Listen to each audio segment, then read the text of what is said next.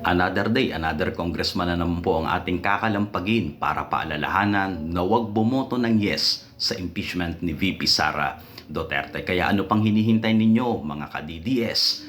Pakishare po uli ito at pakirepost para malaman ng buong DDS community na ang ating kakalampagin ngayon ay mula dun sa request ng mga taga First District ng Nueva Ecija, ang kanilang congresswoman na si Mika Swansing. So narito po ang kanyang official social media account sa Facebook. Diba? Alam nyo na ang gagawin ninyo.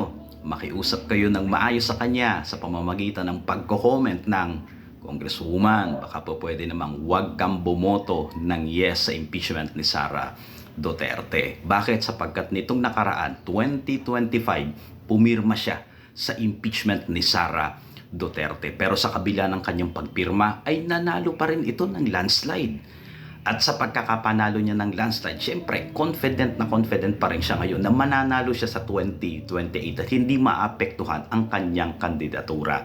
Pero sasabihin namin sa iyo, Congresswoman Swansing, magkaiba na ang panahon nung nakaraan at panahon ngayon sa kasalukuyan at sa 2028 presidential election. Bakit? Sapagkat dati hindi pa nakikita ng mga Pilipino at hindi pa na mumulat na meron palang suhulan diyan sa impeachment ni Sara Duterte. Hindi pa alam ng mga taga First District ng Nueva Ecija na merong mali-maletang pera.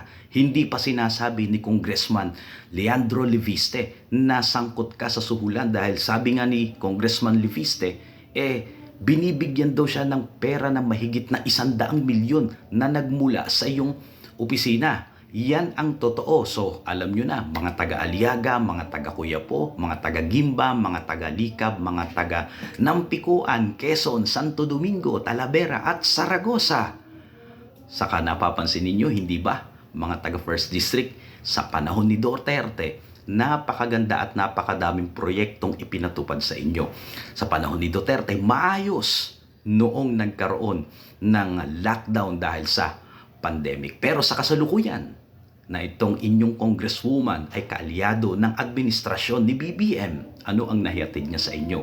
Ang naihatid niya sa inyo, mga kontrobersyal na usapin pagdating sa national. Huwag na kayong mahiya, huwag kayong matakot sapagkat itong ginagawa natin ito ay ito'y political expression sapagkat ito ay protektado ng konstitusyon. Hindi labag sa batas at sa ating konstitusyon, bagkus protektado pa kung mananawagan tayo na Congressman Swansing, pag bumoto ka ng yes, hindi ka namin iboboto. At tandaan mo, majority dyan sa First District, mga pro-Sara Duterte yan. Hindi lang nila alam yung totoong nangyayari. Kaya ikaw pa rin ang nanalo. Pero hindi papayag yung mga yan.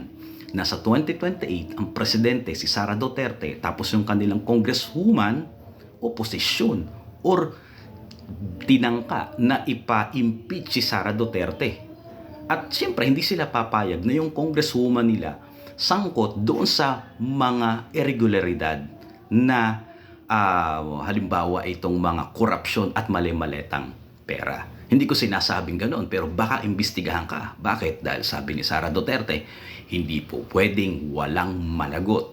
O mga taga First District ng Nueva Ecija, baka ang mangyari hindi kayo mahatid na ng tamang serbisyo ng mga programa. Bakit? Yung congresswoman ninyo, pag nanalo, kung iboboto nyo pa rin, di ba?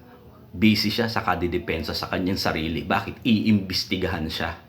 Bakit? Siya yung ngayon chairman ng Appropriation Committee. So, kung ang gagawin natin, mga taga Nueva Ecija, mamumulat yung inyong mga mata sa totoong nangyayari, mas magandang serbisyo ang maihatid sa inyo ng isang congressman na kaalyado ni Sara Duterte. May panahon pa, Congresswoman Swansing, na bumaliktad ka, di ba? Sabihin mo na, hindi, Sara Duterte ang suporta ko ngayon. Sa pamamagitan ng pagpapakita mo na hindi ka boboto ng yes.